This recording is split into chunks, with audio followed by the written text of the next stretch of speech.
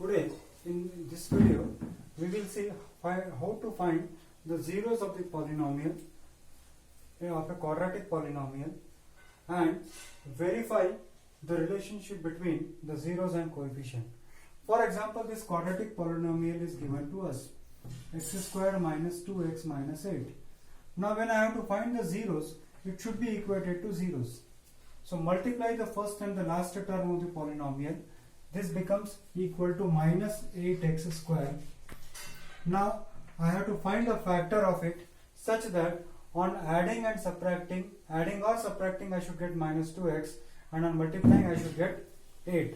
And you know very well it is x squared minus 4x plus 2x minus 8 equal to 0 are the roots of this quadratic polynomial.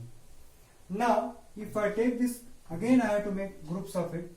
When I make the group of it, you see x into bracket x minus 4. Again here 2 is common, so x minus 4 is equal to 0. So if you take common factor again, this becomes x minus 4 and this becomes x plus 2 equal to 0. Remember children, if product of two brackets are 0, then either the first one should be 0 or second one should be 0. Suppose if first one is 0, then x minus 4 is equal to 0 and x plus 2 is equal to 0. That means x is equal to 4. If I solve this quadratic polynomial, I will get x is equal to 4 or I will get x is equal to minus 2. Now when you see this question, the first part of the question is over. Find the zeros of the following quadratic polynomial. First part is over. Now I have to go for the second part. Before I solve the second part, one more thing I would like to do here. I will find the sum of zeros. I will find the sum of zeros. See, sum of zeros is 4 plus of minus 2. That is equal to 2. Again I will find product of zeros. Product of zeros. Product of zeros means this 4 multiplied by minus 2, which is equal to minus 8. This I will call it as equation number 1, and this I will call it as, say, equation A, and this I will call it as equation B. So what I have done is, I have solved a quadratic polynomial, and after solving the quadratic polynomial, I got two zeros of it. Then I have taken the sum of the zeros, and then I have taken the product of zeros. Now I have to find the relationship. What is the relationship? See, in order to find the relationship, I would like to take minus of coefficient of x, minus of coefficient of x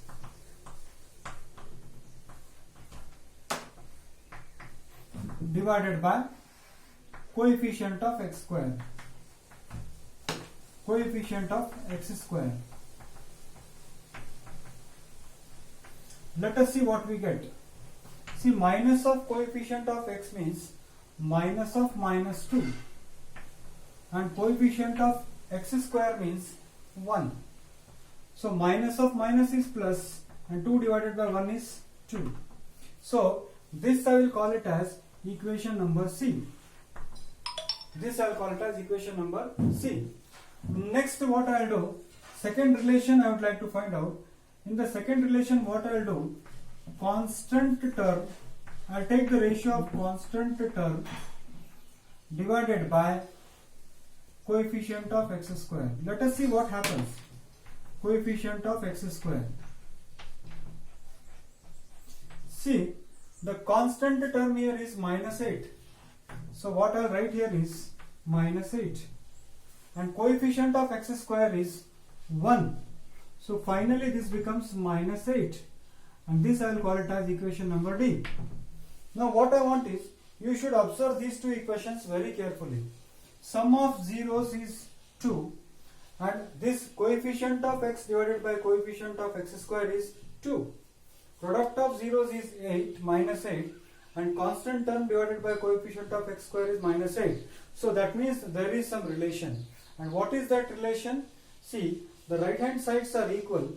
If the right hand sides are equal, then definitely the left hand side should be equal. So what I can say is comparing equation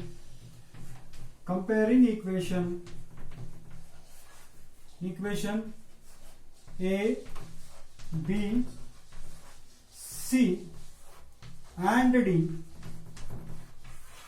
we can conclude that minus of coefficient of x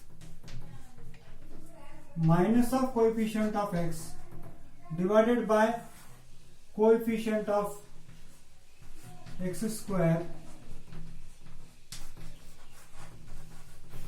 is equal to sum of zeros. Similarly, here another relation is there. Constant term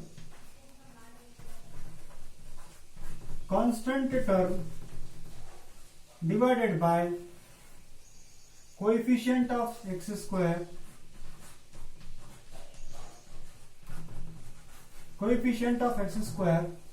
is equal to product of zeros.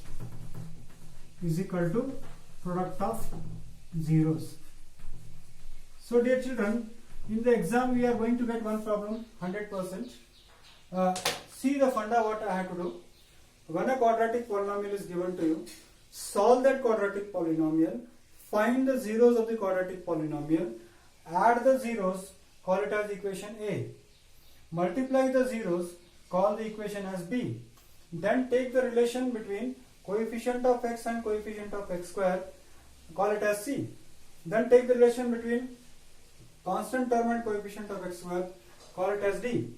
Compare all these four equations and always it will be, this relation is always true.